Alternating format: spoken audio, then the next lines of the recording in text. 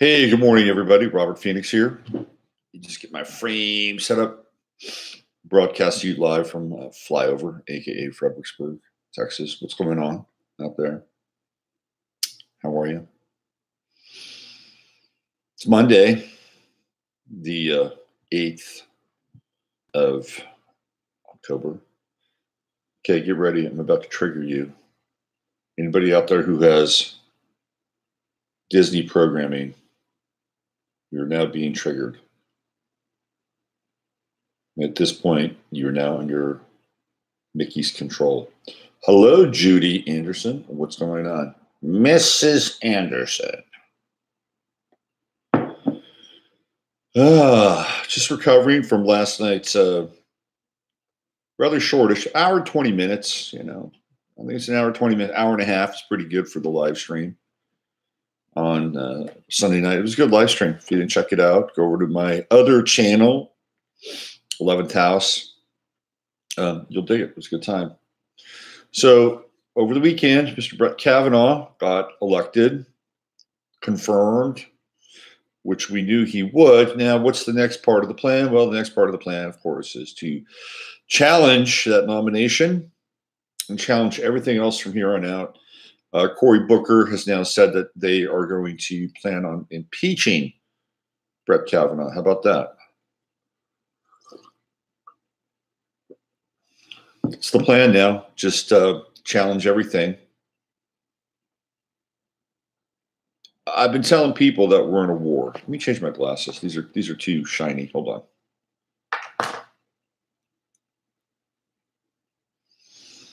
There we go.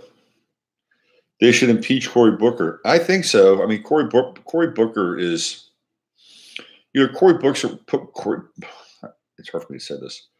Cory Booker went to Oxford. He's a Rhodes Scholar, just like Mr. Bill Clinton. And when you are a Rhodes Scholar, you're picked out. You are fingered and chosen for a certain role to play. And clearly he's choosing, or he's playing his role perfectly. He's going to run for president in 2020. Bet your ass on that. Here's a problem. A real problem is that Trump is starting to connect with Black Americans. One of the main planks in the Communist Party was for many, many years to convert disaffected and angry Black Americans. They were going to use racism as a wedge and bring them into the CPUSA. And they were actually fairly effective. Look at Frank Marshall Davis, who many believe is the father of Barack Obama. But the problem is that Trump is relating to Black Americans more than people would like to agree to or admit to.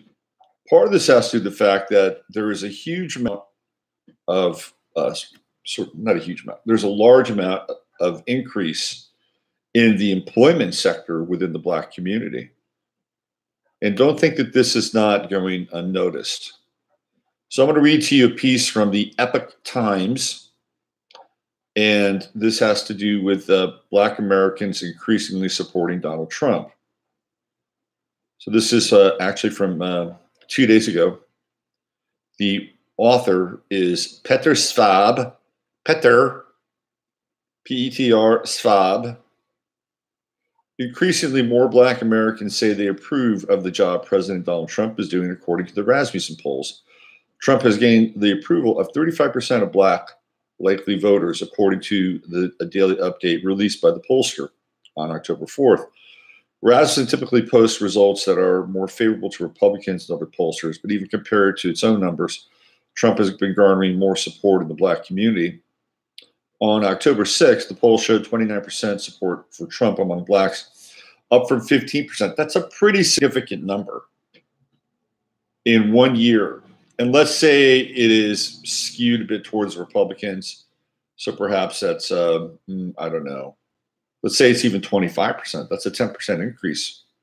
That's pretty typical. That's pretty unusual. The Reuters Ipsos polls have a more moderate poll to about a 15% approval rating from about 11. Okay, so up 4 there. So we can find the mean from, let's say, what is it, 29 to 15. Let's call it 20. Let's call it 20. So it's still an increase of 9%. So here's the subhead, pitch to black voters. Trump has spent considerable time making his case to black America, focusing on safe communities, great education, and high-paying jobs. So far, things are going his way on several crucial metrics. Blacks have been enjoying the lowest unemployment ever. This is what I was talking about even before we cracked open the piece. Based on government data reaching back to 1972. Also, violent crime slightly declined in 2017. After 2 years of increases, while the murder rate dropped by less than 1%. It contrasted with the jump seen in the two previous years of more than 20% in total. The last 2-year period that the homicide rate had soared so dramatically was between 1966 and 1968. That was the fomentation of deep civil unrest in this country. Trump has also framed illegal immigration as a civil rights issue. I got a story to share with you about illegal immigration, by the way. Don't let me forget it. The coffee's not that strong this morning. I'm a little underwhelmed by this cup. Trump has also framed illegal immigration as a civil rights issue, pointing out that an influx of cheap labor from abroad hurts black communities the most. And people have been saying this for years. And I believe it's actually true to a large extent, right? But I also believe that these are different demographics that have different potential skill sets, different potential interests, right? And different levels of cultural, how do I say this, dispensation. Okay. Not everybody is created equal. Not every job is created equal. Not every intent to do a job is created equal. I'm sorry, but it's just the way it is. Just the way it is. But at the same time, there is a lot of truth to this. Okay. A lot of truth. Here we go. Trump has also framed illegal immigration as a civil rights issue, which you said, okay. In April, Trump signed an executive order to make changes to welfare. One of the points is to promote strong social networks as a way of sustainably escaping poverty, including through work and marriage. Wow, how about that? The breakdown of family has been extensively linked with poverty and child delinquency, regardless of race. But the black community, in which some 70% of children are born out of wedlock, has especially seen the plight of single parenthood. Some 80% of all long-term child poverty concentrates in single-parent homes, according to the Heritage Foundation conservative think tank. So here they're going to drop into the midterms. Midterms key to Trump, convincing black Americans to give his policies a chance, could help Trump buoy Republican candidates in the November 6th midterm elections. Voters will get a chance to reshape the House of Representatives, where Republicans hold 235 seats, compared with 193 for the Democrats. Ballots will also be cast on 33 Senate seats, 23 held by Democrats, 2 by independent allied with Democrats, and 8 by Republicans. Republicans need to keep majorities in both chambers to keep rolling out the Trump agenda, making the often overlooked midterms a referendum of sorts on Trump himself. Democrats have focused intensely on blocking Trump's agenda, blah, blah, blah, blah, blah. The destruction of civilized debate, da, da, da, da, goes on and on and on. So I just wanted to give you some insight into the shifting demographics as it applies to Donald Trump. And what this means in a lot of ways is, and we've talked about this before, that Black Lives Matter is dead. It is dead. It is DOA, and it was dead as soon as they rolled out #MeToo. Dead, dead, dead. How long #MeToo has, well, that remains to be seen. And what is life after #MeToo? Was this really the kind of the swing for the fences? I mean, they already went after Trump via Stormy Daniels. That was the #MeToo moment. Right? It was. And they went after Brett Kavanaugh. By the way, Jordan Peterson thinks Brett Kavanaugh should resign because he's not morally fit in some ways to be a Supreme Court justice. Here's a message to Jordan Peterson. And again, I'm not carrying water for Brett Kavanaugh. I think he's atrocious when it comes to things like the same due process that he wailed about, that he's clearly not willing to advance to other people based on his relationship with the intelligence community. But here's a message to Jordan Peterson. Butt the fuck out, okay?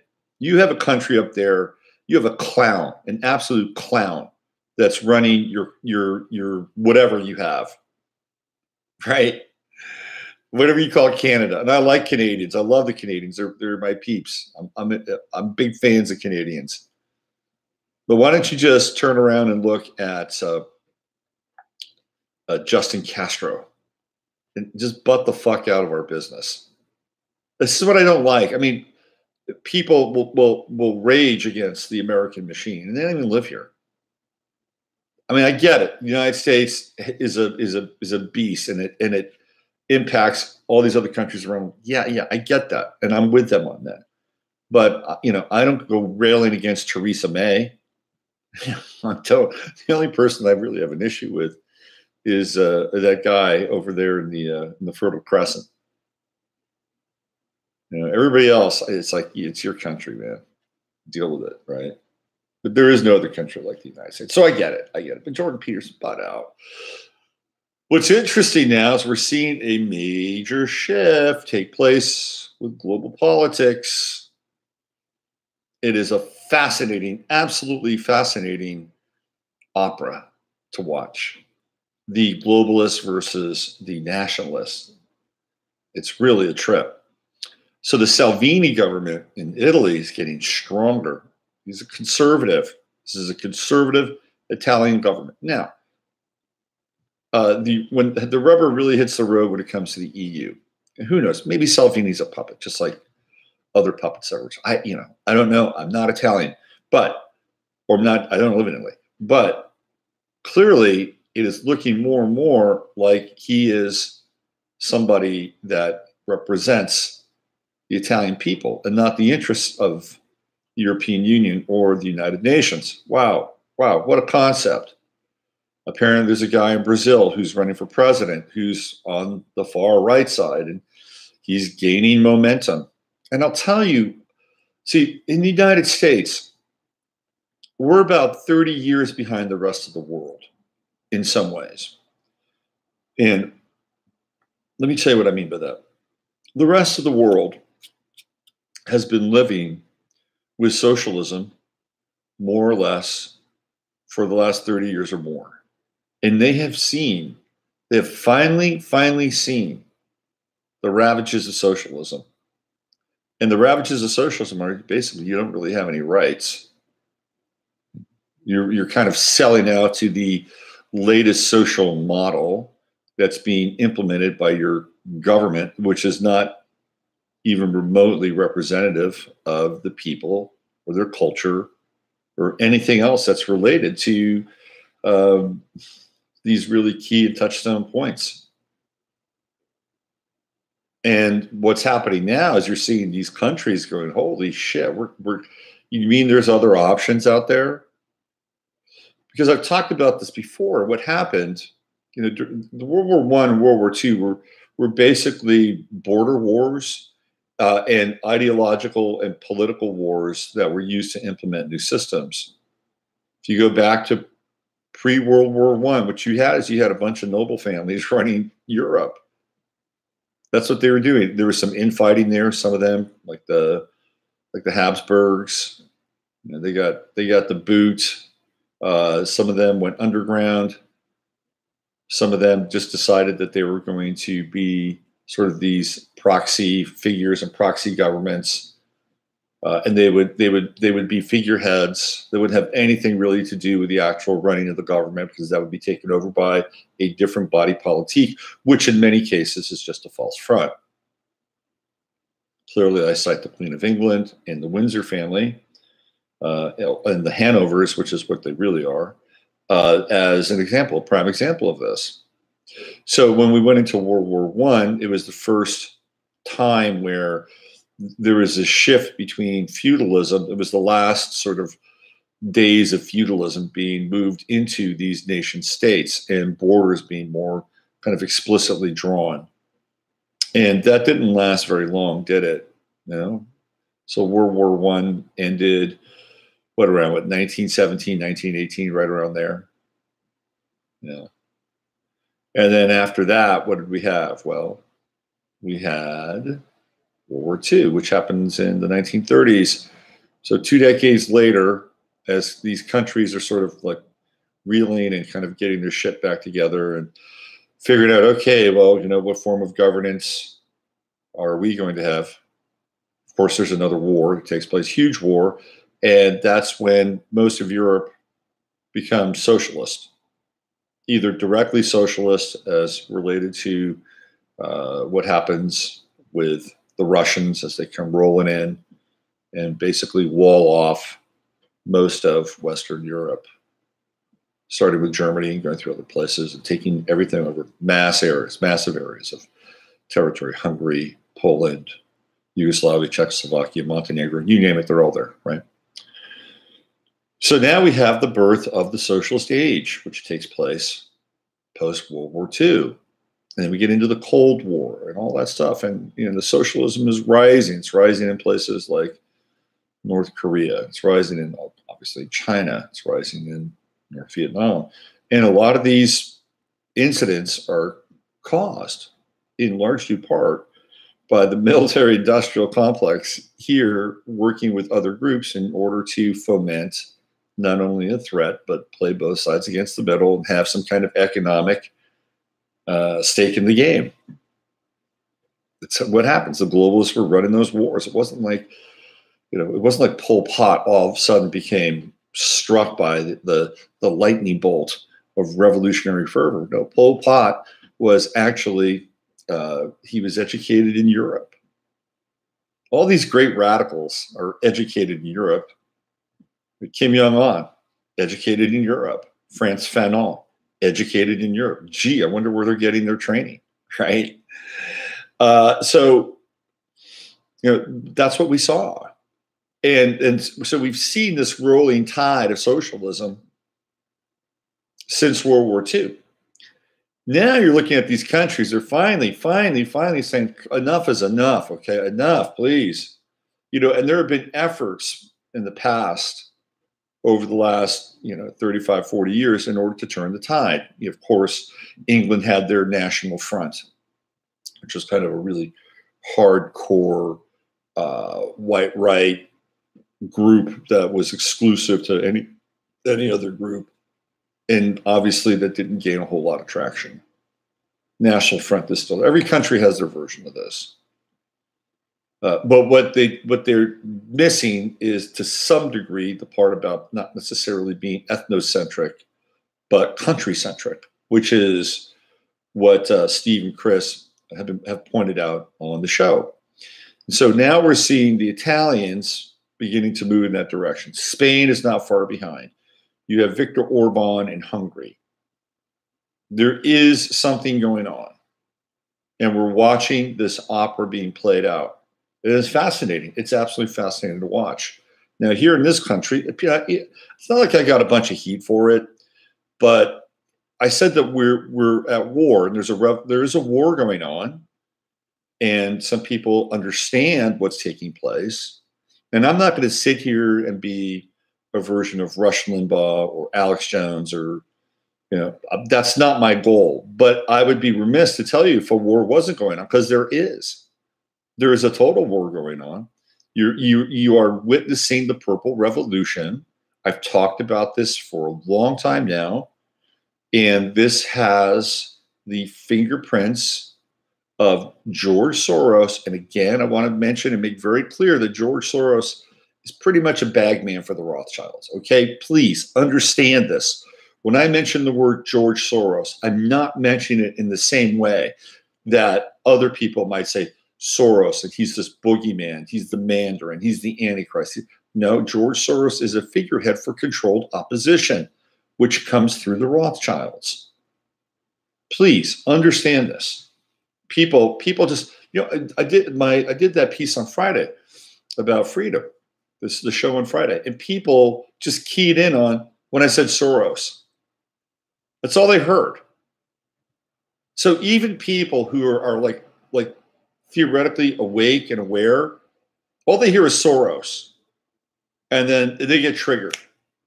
Boom. Well, they didn't really hear what I was completely saying. If you'd heard what I was saying, you would understand that it is a much more complex model and a very different kind of presentation of that personal manifestation of who George Soros is. But the fact of the matter is that Soros is more like a fund, right? The open society. It's a fund. He's like you think George Soros sits down with people? You think he sits down with people like Cory Booker and talks to Cory Booker? I don't think so. I think whatever he's doing, he's probably got bigger and better things to do, whatever they are. But he exists as a fund. The Open Society is a massive, massive nonprofit.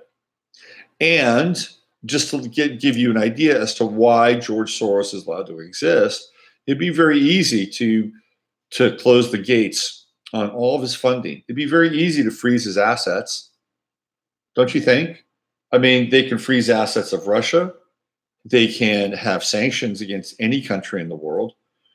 Trump already passed this bill, which was an executive order about people who theoretically are involved in human trafficking and all these other heinous crimes. That took place on the 23rd of December in 2017. They could use that as a justification to freeze Soros's assets, but they don't. Well, why? Because the world needs a boogeyman. George Soros is more Cold War material in a lot of ways than Vladimir Putin is. And by the way, what's going on with Mueller and all this Russiagate bullshit? There's nothing there. There was never anything there. And it's a travesty. And it's an insult to the American people and an insult to the world. It's an insult to our intelligence. It's an insult to your tax dollars. And Americans theoretically should be livid. But they're not. You know, it's just the nature of the beast. The name of the game. The right doesn't really get livid. The right fumes and sort of keeps its mouth shut. The conservatives will sit there on the sidelines and let everything else sort of take place and quietly go about their business until somebody goes a bit too far, and then finally they'll snap. And meanwhile, the left is raging against everything that's really kind of wrong. Like on one level, it makes sense and it has some sort of moral grounding. But really, they should be, hey, take all that energy, take all that wonderful, angry, pissed off energy. Why don't you go after like 5G? Why don't you go do that? You know why they can't go after 5G? Because 5G doesn't have a face. That's why. It doesn't have a face. Trump sure likes himself some 5G. Okay, triggering moment. Triggering moment. Mickey Mouse programming.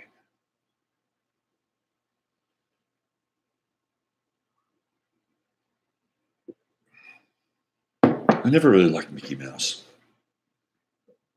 I didn't dislike Mickey Mouse, but I didn't really like Mickey Mouse. I didn't get Mickey Mouse. I think it was a family meme, right? Mickey and Minnie, they get together, start a family kind of a deal. Anyway. So we are in a war. It is a purple revolution. Wrap your head around it. And it is not going to stop. It's not. It's not going to stop. Because the left will not stop until theoretically they exhaust everything, which is probably closer than they think. They swung for the fences. I'm telling you right now. They swung for the fences with Kavanaugh and Blasey Ford. They just went for it and they lost. They're down in flames. Venus retrograde, a little astrology here. Talked about this last night, going back and trying to change things. They're talking impeachment of Brett Kavanaugh. I don't agree with Brett Kavanaugh. Could there have been a better choice? Sure. Probably. But, it's not my, I don't have any say over that. I really don't. I can't get on the phone and say, hey, Don, listen, That gal from Notre Dame, she'd be much better. Okay, please listen to me here. Get somebody on there who's a real constitutionalist. Stay away from this guy. He's a whore for the police state. Okay, all right, done. Consider it done. That's not happening. But they went for it. They really went for it. And again, what happens after #MeToo? Really think about this, because we saw what took place with Black Lives Matter. Again, an AstroTurf movement, synthetic, not all of a sudden some spontaneous eruption due to the social injustices of our day, which happen frequently. And as you can see, Black America is now starting to trend a little slightly towards Trump. What happens if Trump is in office for another 2 years and the unemployment rate drops further and further and further into the so-called Black community, right? What happens? Well, the animus towards Trump from that community begins to lessen and lessen and lessen. Next thing you know, there's no ground for Black Lives Matter. Now, the whole #MeToo thing is a whole other deal, because there's no real metric for how do we say this, social happiness in some ways, you know. And I've been talking about this whole thing between the Apollonian and the Dionysian, and it is on. Let me give you another example of this social kind of mechanism that can display what I'm talking about. Some of you might be familiar with a professional basketball player named Kyrie Irving. He's a very talented athlete. He's also kind of an actor. He's super smart. He's an Aries. And Kyrie Irving was one of the first athletes that came out in favor of flat Earth. He was a flat earther. Very interesting. And he professed flat Earth for a while until just recently, where he said he doesn't believe in it anymore and he wants to apologize to people for it. He wants to apologize. I'm like, wow. Isn't this interesting? This is so. Here was a guy that was supposedly subscribing to some very far out lunatic theory about the Earth being flat, and now all of a sudden, it's not flat. You think we're moving from the Dionysian to the Apollonian? There's a new movie coming out about Neil Armstrong. Ryan Gosling plays Neil Armstrong. It's called First Man. And what is it about? It's about the quote-unquote real moon landing. And what was the name of the craft? Apollo. It was Apollo that reached the moon. Neil Armstrong, the all-American guy, right? Neil Armstrong was about the only hero you could find anywhere really between 1965 and about 1975. Wasn't a whole lot in terms of quote-unquote heroes. There were anti-heroes, but there weren't any real American heroes. Neil Armstrong qualifies for that. I always thought it was very fascinating that Neil Armstrong and Lance Armstrong were kind of tied together at a certain point in time. I wrote about this on my website. Neil Armstrong died, and Lance Armstrong was indicted. And that whole Lance Armstrong thing, think about this just for a second, right? It was such a, and I was talking about this before people could even wrap their heads around it. What, to me, Lance Armstrong was a byproduct. Not to say that Lance Armstrong was a great guy. Lance Armstrong, for all accounts, is a total dick. Okay. But people who are very successful can also, in many cases, be total dicks. You show me somebody who's really super successful and a super nice guy, or super good guy, and I'll show you somebody who's very rare. Very rare. Usually they don't go hand in hand. I'm sorry, I'm being a cliche here, but it's true. Anyway, Lance Armstrong was a total dick. And I got plenty of stories back it up. Don't even forget the immigration thing. I got to share this immigration story. Don't even forget. Anyway, so Lance Armstrong made people a lot of money. a lot of money. Lance Armstrong was a cash machine. Think about this for a minute. If you go back and you look at when Lance Armstrong was popular, they were broadcasting bicycle races on TV. Yeah, and I'm not just talking the Tour de France, which now shows up on, Outside Network or whatever these networks are. Well, Lance Armstrong popularized bicycle racing to the point where like ABC and ESPN were showing it, and not just the Tour de France. These were tertiary races. That meant that there was advertising dollars that were around Lance Armstrong. What about bicycles? Bicycling became extremely popular under Lance Armstrong, or during that time when he was sort of the figurehead for American bicycle racing. Bikes soared in popularity. Lots of bicycles were sold. People were inspired by Lance. What about cancer? There are huge amounts of money, not huge, but significant amounts of money going into his foundation, Livestrong, which is still active, by the way. Nike was on board. You see, Lance Armstrong was an athlete that Nike backed. They're backing a very different kind of athlete now, aren't they?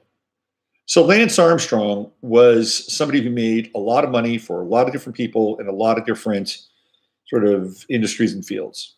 Bottom line, was he a jerk? Class A.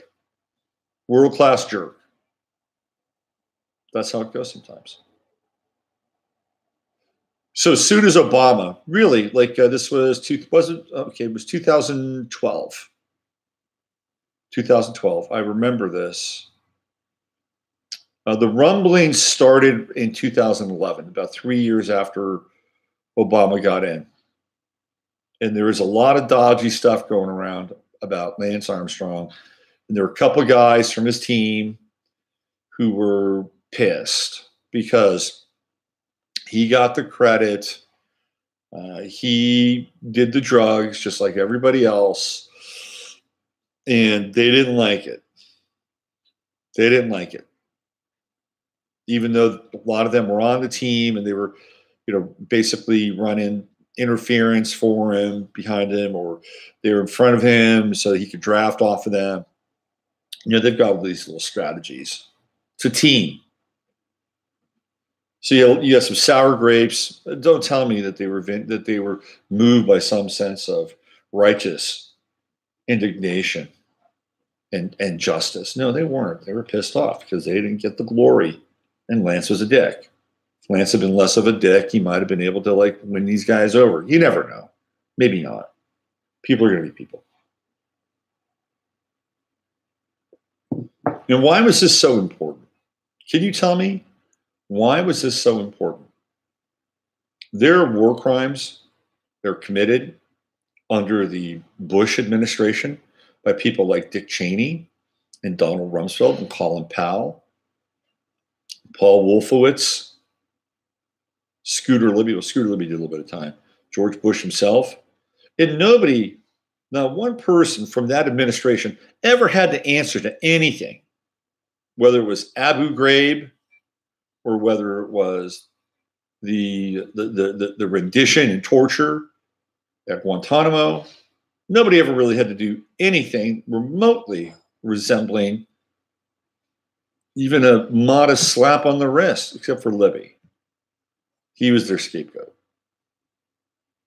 And yet, Lance Armstrong is portrayed as being not just vile, but also violating substance abuse issues.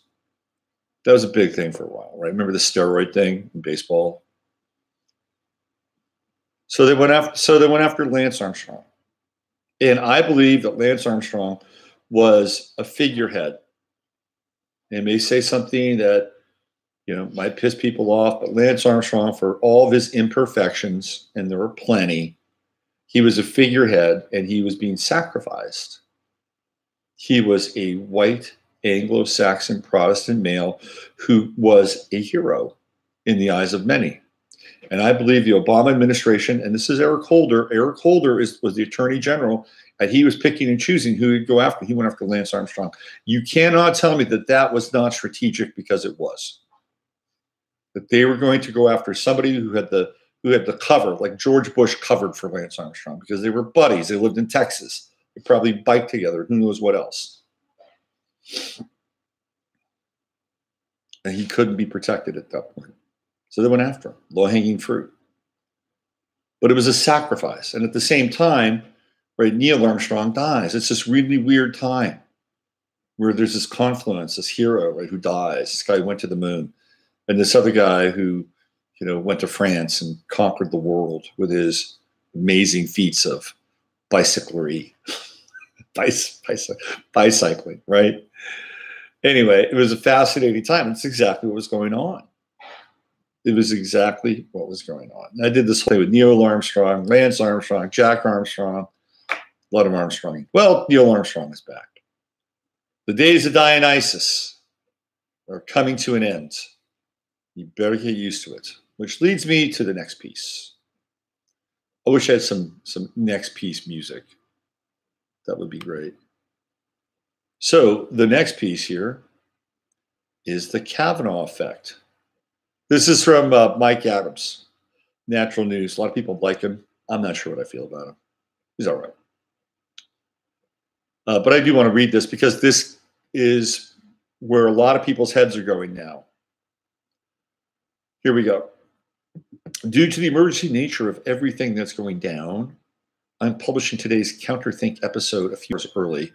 This episode, which airs on Infowars.com at 6 p.m. Central, is called The Kavanaugh Effect. This may be the most important show I've recorded this year. It analyzes the scenarios of what's next, following the Kavanaugh fiasco, where Democrats expose themselves as lawless, unethical smear artists who are willing to do anything to gain political power and destroy their enemies. As you'll learn in my detailed analysis, the confirmation of Brett Kavanaugh to the U.S. Supreme Court will have dramatic historic consequences starting tomorrow.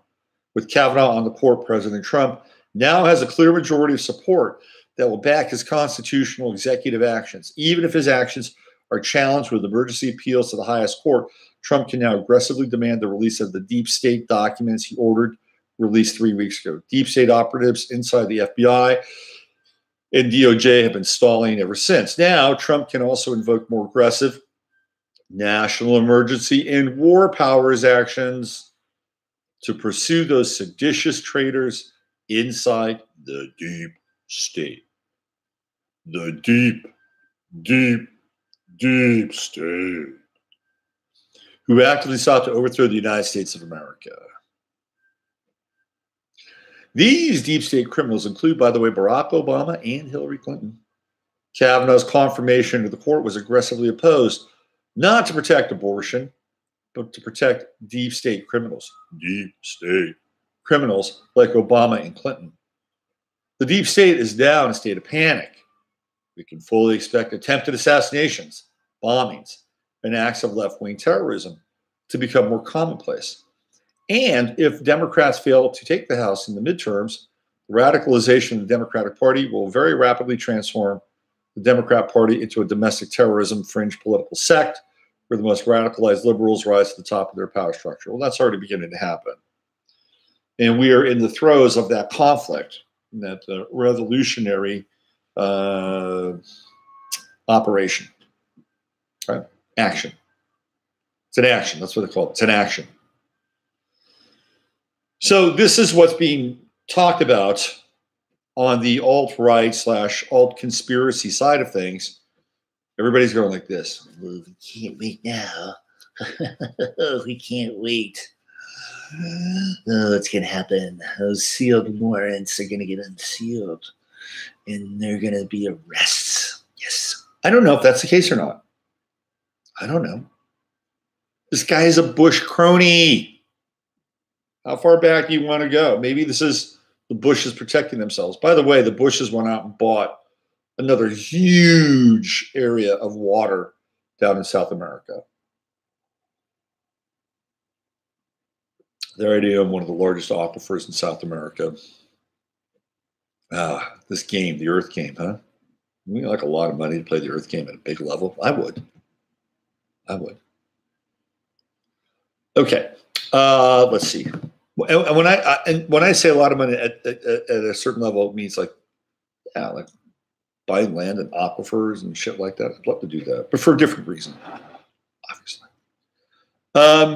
So this is what's going on now. People are on the far right, alt-right.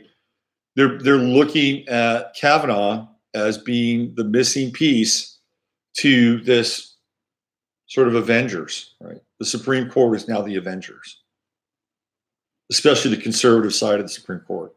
Like, you can't count on John Roberts, by the way. That guy's on the left. And I'll be interested to see what actually really happens. Don't hold your breath, please. I'll believe it when I see it. But careful what you wish for. That's all I say. Be careful what you wish for. Hey, I wanted to bring up another interesting point here. This is about really a government that is, I believe, listening to the will of the people. It's one of the few governments in the world that I actually openly and honestly support, and that is the government of Iceland. Iceland, if you ever want to have me as a citizen, please let me know. I'm yours. I'm yours. Here we go. This is from the Independent. This goes back to the 19th of February. Now, I don't know what's going on here, but they decided that they wanted to ban circumcision. And I don't know what the upshot is. I think what happened is that the rabbinical community, which in Iceland, I think it's actually like one person, stepped in and said, well, you really don't want to do this because, we're going to have to look at things like travel to your country. And we might have to label you an extremist country, in which case some very bad things could happen to you. But I love the fact that at least Iceland had addressed this. They've totally addressed this. And hopefully in the future, they'll be able to sort of kind of do another movement around the flank of this.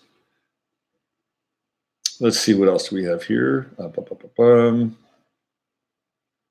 Here we go. Brazil's Trump didn't win a majority in national elections. Let's just check this out very quickly. Indie Media. Jair Bolsonaro. This is the Brazilian Trump.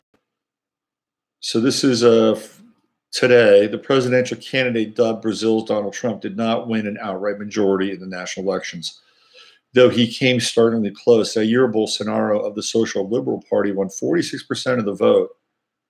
Was set to run in three weeks against Fernando Haddad from the left-wing Workers' Party, who had gotten just 29% of the votes. The former army captain has been compared to Donald Trump in Philippines President Rodrigo Duterte for his misogynistic comments about women, his anti-LGBT remarks, and his wishes to restore the death penalty. According to the BBC, Bolsonaro said that there had not been problems, had there not been problems with the electronic voting system in Brazil, he would have won outright. I'm certain that if this happened, we would have known the name of the president of the republic tonight. His son, Eduardo, was criticized after he tweeted a picture with Steve Bannon. Boy, Bannon gets around, huh? Bannon is like the Pied Piper of populism. He's the triple P. It was a pleasure to meet Steve Bannon, all capitals, strategist in Donald Trump's presidential campaign. We had a great conversation, and we share the same worldview. He said, an enthusiast of Bolsonaro's campaign, and we are certainly in touch to join forces, especially against cultural Marxism. There he is, right there. So he got 49%, which means in 3 weeks we're going to have a runoff between the left and the right in Brazil as nationalism, populism, countryism theoretically begins to what looks like take hold around the planet. And if the midterms come out that I think they will, with the Republicans still maintaining a majority in the House and in the Senate, though it could be wrong, but it certainly looks that way, at least astrologically, Uh, be prepared. Be prepared for hell, and I mean hell. It's going to happen. It is absolutely going to. This is really the last they have, because if they do get a majority inside the House, and Steve Bannon has unequivocally stated this, Trump will be impeached. He'll be impeached, and then you get Mike Pence. Have fun with that. Have fun with that, people on the left. By the way, doesn't the media love Trump? I mean, doesn't CNN love Trump? Doesn't MSNBC love Trump? He's the best thing that's happened to their business since, I don't know who. It's been a long time. I mean, Trump provides those networks with constant cannon fodder. Constant. And by taking up a reactionary position, they're able to isolate their viewership and have concentrated and isolated viewers.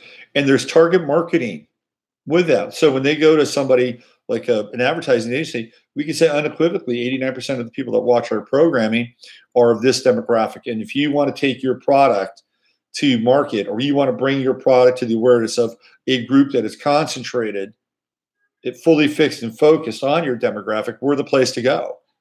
And that's very strategic in a lot of ways. Because you're an advertiser, let's say you have a product that is really geared and marketed towards a certain group. Like let's say, for instance, you're a car company, and your strategy is to sell cars to women. Bottom line, you want to sell cars to women. And there are strategies out there like, okay, we got to get into the female market. We've got to sell more cars. Where can we do that? Well, CNN, their rate of women that watch their programming is around 75%. Really? So we're going to get really and the demographic, by the way, tends to kind of be in sort of this range where they have disposable income and so on and so on. Okay, well, let's do it. Let's get in there, right? So Trump has been great for these news corporations. Totally great. Great for ratings. Do you think the ratings would be really that great with Mike Pence? No, it'll be terrible. Terrible.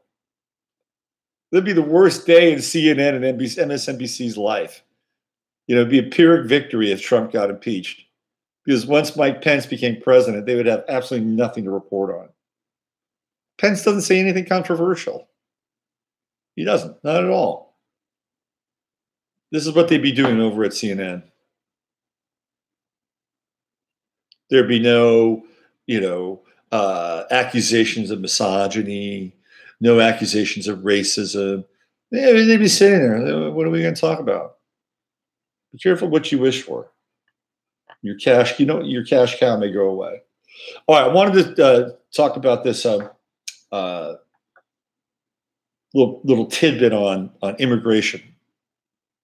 So I was watching a football game down at my new favorite place. I'll give them a little bump here, Silver Creek. And I always meet people there. And invariably, the people I meet are not from here. They're traveling, so I get to hear their stories, and a lot of very interesting stories. Last night, a lovely couple from Eagle Pass or Eagles Pass.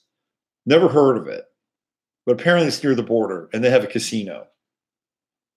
So they're here, lovely couple. They're hanging out for the Columbus Day weekend, Oktoberfest, blah, blah, blah, blah, blah, blah, all that stuff, right? So the guy is a firefighter down in Eagles Pass, and they work a lot with DHS and ICE and all these people, because Eagles Pass gets a lot of people coming up from the border, and they pick them up all the time. And they hand them over to immigration. So I guess it was a couple of weeks ago, they started picking people up from the Congo, crossing the border. There was a woman from the Congo, and they had to check her for Ebola and all this stuff, and they turned her over to immigration. And it becomes immigration's thing at that point, where they send her back. But apparently, this is a guy, boots in the ground. There are people coming from the Congo to Mexico and then walking across the border.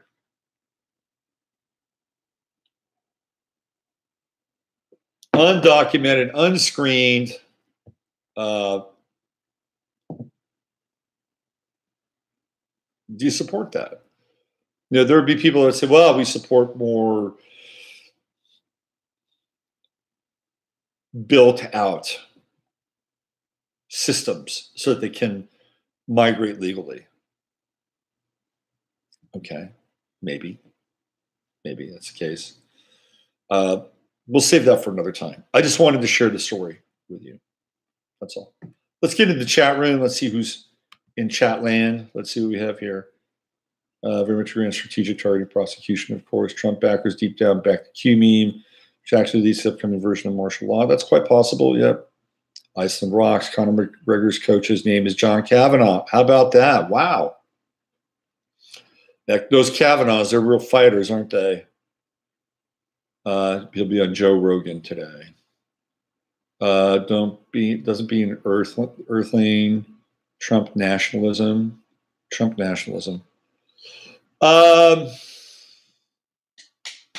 Yes, it does in some ways. Here's the problem. You know, here's the big problem, right? It's not a problem, it's a challenge. Here's the challenge. The challenge is that living in this time, you're witnessing a battle between these two forces, which is one of collectivism, theoretically, the other of individualism, theoretically. This is what the battle is about, even though people don't really want to name it, okay? So where does being an earthling fit into that category?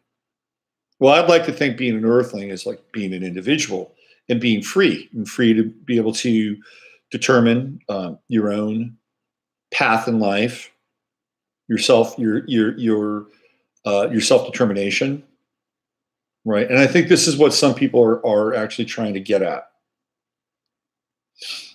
It's my 2 cents.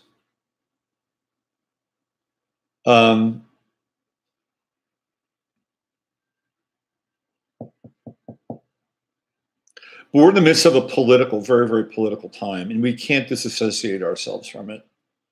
I mean, we can to some degree, but it is happening, and it'll happen regardless of whether or not you decide that you're going to sort of try to create an alternate reality. And I do believe it's important, at least on a local level, to influence the type of world that you want to inhabit and live in, because I think that's where you're going to have the most power and most push in a lot of ways. But we're living in these times. It's Pluto and Capricorn, Saturn and Capricorn, right? These are 2 big significant markers, and at some point it'll change. And to Joe's point about being an earthling, well, what kind of earth do we want to inhabit? And Pluto comes into Aquarius. This whole idea of collectivism versus the individual will become even more of a kind of a pointed sort of place of conflict in many ways, because we're going to get into the good of the many versus the good of the few and all those kinds of Aquarian debates. So, earthling. I'm an earthling for now. For now, I'm an earthling. I'm not sure I'm really an earthling. That's my thing. I'm not sure I'm really an earthling. I'm probably not. I'm in an earth body in this lifetime, and because I'm here, I do honor like the place that I'm living in. Okay, it's like if you're staying in somebody's home, right? You kind of honor their home. You know, if they say, "Hey, we don't watch TV in the household," you don't want to be a dick and say, "Well, I can't stay here because I need to watch a football game." You hang out with them, and you hang out with their customs and whatever they're doing. You don't be a dick. Oh, well, we don't eat meat here. Oh, okay. Well, for a night or 2, I can probably not eat meat. I can get along with it. You're in somebody's home, you abide by their customs. You live in your parents' house, you abide by their rules. Or guess what? You hit the road. So if you're here on Earth, you want to, take care of the Earth and be part of the kind of the Earth experience. Well, other than that, I'm passing through. All right, what else do we have here? Finally got in live. Oh, hi, Wendy. Nice to see you. Okay, being a sovereign soul, having a human experience rather than just a person who is spiritual. You know, I used to get into this debate about dualism and non-dualism. And I remember having a psychic on my show, John, what was his name? It'll come to me. And we were talking about dualism versus non-dualism. And the whole idea at that point was, and to still is to bridge non-duality and become, or bridge duality, become non-dual. And I think to some extent that's actually a really important piece. If we want to resolve duality, I think it's important.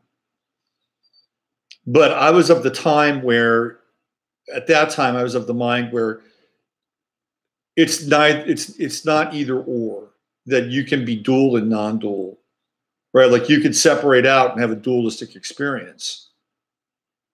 And then you could also resolve the duality and have a non-dual experience. And that's kind of where my head was at the time. And to some extent, I still have some stake in that game. Because when we separate out, we're able to see things from a different perspective. We have objectivity. But it's also incumbent upon us to be able to resolve that and get to a higher level. I think it's a dance, to be honest with you. Well, you know, at some point, we have to, there are times in our lives where we have to make tough choices. And sometimes tough choices are not about being emotional. You know, sometimes tough choices are like, okay, we've got to make a very difficult choice. And it's not that we have to sacrifice our emotions, but we can't be guided and determined by our emotions to the extent that we make a crappy choice. And if you make a crappy choice, that's on you because you were overrun by an emotion. In most cases, those emotions are going to be either guilt or anxiety, right? Those are going to be guilt or anxiety. Those are the two kinds of pieces that wind up driving our emotional bodies to the point where we make bad choices. People make bad choices, and their lives have, it can have incredibly catastrophic results on a life to make a bad choice. Just the way it is. Just the way it is. Okay, I'm going to get on out of here. Shame and regret. That's right. Thank you, Joe. Great. Shame, regret, and guilt. These are the drivers.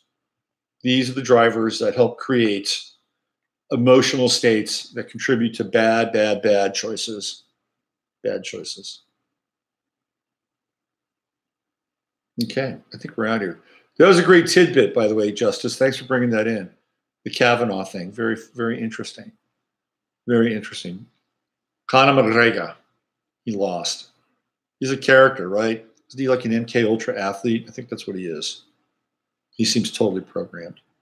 Speaking of programs, this one has come to an end. And I want to thank you for being here. I want to get a haircut today, man. My hair's getting too long. I gotta get this thing under control. Thanks for joining in. It's always a pleasure being here every morning with you on 15 Minutes of Flame. I'm Robert Phoenix. And you know the drill. Use your head to discern what's real, your heart to say what's possible. I'll be back tomorrow again at 9 a.m. Central Standard Time as we lurch our way towards the midterms and beyond.